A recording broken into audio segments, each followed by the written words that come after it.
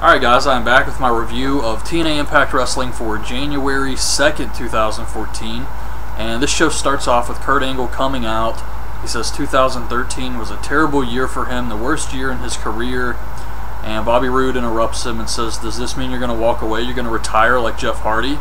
And Angle says no, he wants another match against Bobby Roode. And Roode says that he has nothing to gain by defeating Kurt Angle again, but he will wrestle him if the stipulation is that if Bobby Roode beats Kurt Angle, Angle can never join the Hall of Fame. And Angle accepts this, but he also has a stipulation. He wants it to be a steel cage match. So they agree, and it's going to take place in the Genesis show, and they start brawling. Rockstar Spud runs out. It says, if you two guys want to fight so bad, you can have a tag match later tonight. Go find a mystery partner. Backstage, Dixie Carter gets a letter, something like that, and then it's Gail Kim versus Madison Rayne. And I'm not positive, but I think Madison Rayne just had a baby, and she's already back in really good shape, so got to give her credit for that. I wonder if girls with fake boobs can nurse babies, though. But they had a decent match here, and Gail Kim goes for eat defeat. Madison Rayne counters it and gets the win. So I guess the feud now is Gail Kim versus Madison Rayne for the Knockouts title, so that whole open challenge thing is pointless now, I guess. But Gail Kim is great, and she's one of those wrestlers where it would be really nice if a company could just clone her and have a bunch of Gail Kims on hand and just change their looks and characters and stuff, and they all just wrestle each other every week, and you would get some great matches. Even give a couple Gail Kims to WWE. Sabin tells Velvet Sky that he wants her to help him win his match later, and if she doesn't, and he doesn't win, he's leaving the building without her. Then Kurt Angle asks Gunner to be his tag team partner. James Storm walks up, and he's not happy about this. But Gunner accepts. Then it's Sabin versus Austin Aries for the X Division title. Match was okay. Sabin keeps trying to get Velvet Sky to interfere in the match. And eventually she does. She gets on the apron and she's just like, sorry. And Austin Aries is distracted. Sabin low blows him, gets him in a small package for the win, and wins the X Division title. This was pretty lame. AJ Styles is calling Rockstar Spud and hanging up on him. So this is so stupid. Then we see Samuel Shaw's debut, and he comes out wearing this brown shirt. He puts gloves on for the match, and I get the feeling he's supposed to be Dexter. So this is not good. TNA has come up with a Dexter character after the TV series has ended and just had what was probably one of its worst seasons of all time, if not the worst. They come out with a Dexter character. And he wrestles Norv Furnham. It was very short. He chokes him out with some submission move and wins. And then he has a stare down with Christy Hemme. And that was it. But I thought this was very bad. This is not going to get over. I thought it had potential in the beginning, like a serial killer type thing. But when they went with Dexter, it was like, oh god, this is fucking cheesy. You remember when they brought that guy in? I know he's like a big time Japanese wrestler now, Okada. And he was supposed to be the driver from the fucking Green Hornet movie with Seth Rogen. And that movie was in theaters, and they debuted this freaking Japanese guy who was supposed to be like the little limo driver from that movie. That was horrible, man. Why do they do that type of shit? James Storm wants to be Bobby Roode's tag team partner. And he basically says, look Roode, I hate you, but I want to be your partner. So it's Beer Money versus Kurt Angle and Gunner. And the match was okay, had some decent action here.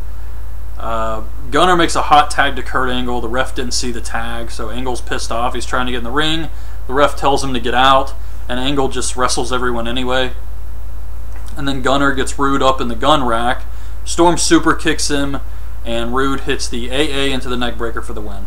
EC3 comes out, and this was really good stuff here. So he's in the ring, and he calls out Jeff Hardy, knowing Jeff Hardy isn't there. and he says that if Jeff Hardy can't make it to the ring before the 10 count, then he's going to be the winner and continue his undefeated streak. So he starts counting, and Sting comes out, and Sting says EC3 is trying to avoid fighting him.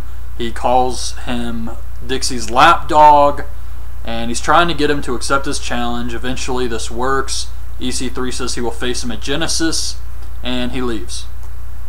Backstage, Joseph Park is talking to Eric Young. I thought we were past this. I thought he was Abyss again. But he's talking about how things are blurry. He doesn't really remember what happened in the Monsters Ball match. And Eric Young says tonight he needs to face Bully Ray, because when Abyss faced Bully Ray, that's when all this Joseph Park shit started. So Bully Ray comes up to Joseph Park and says he's going to set him on fire tonight. So Joseph Park, despite knowing that Bully Ray plans to set him on fire, still comes out for the match. And there is no match. Bully Ray low blows him. It's the only move. And the ref disqualifies him. He sprays Joseph Park with lighter fluid and gets ready to set him on fire. And then Ken Anderson runs down. And Bully Ray sprays him with lighter fluid, which he sells. So Bully Ray just leaves. Anderson's standing in the ring covered in lighter fluid. Joseph Park is on the mat, still covered in lighter fluid and selling it. And if you were covered in lighter fluid, and you knew the guy in the ring had a lighter and was trying to set you on fire, why would you just lay there? I still can't get over how bad that last segment was. So Ken Anderson is in the ring. I had to watch it again. And Bully Ray is just spraying him. He's just standing there, taking this, backing up into the turnbuckles, and Joseph Park is just laying on the mat, holding his eyes. He was kicked in the balls. He's not selling that. He's just selling the lighter fluid. But even if you were blind and someone was trying to set you on fire, wouldn't you be running around screaming for help, something, trying to just run away, get out of that area? I mean, at least roll out of the ring or something. It's the coronation of Magnus. So you got Dixie Carter, EC3, and Rockstar Spud in the ring. And I actually thought this was pretty boring until Magnus showed up. So Magnus shows up and cuts a promo talking about how he's the champion, the fans turn their backs on him, and it was good. Then Gunner comes out, he wants to cash in his briefcase, and Spud, EC3, and Magnus beat him down. AJ Styles makes his big return, he fights off the goons, and he tells Magnus that the fans are never going to see him as the true champion until he can beat him.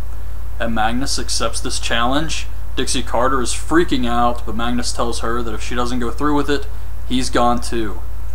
And despite AJ Styles finally making his big return here, I felt like Magnus was the star. Magnus killed this segment. He was great here. And AJ Styles wasn't very good on the mic or anything, but Magnus was fantastic. So that was the end of the show. And overall, I thought this was a pretty bad episode. Magnus was great in the final segment. The Knockouts match was okay. The tag match was okay. EC3 was pretty good here, but everything else was just bad. That Samuel Shaw crap, Joseph Park and Bully Ray, the Chris Sabin Austin Aries match, just a lot of crap on this show. So anyways, that's my review. Hope you guys liked the video. Leave your thoughts on the show in the comments, and thanks for watching.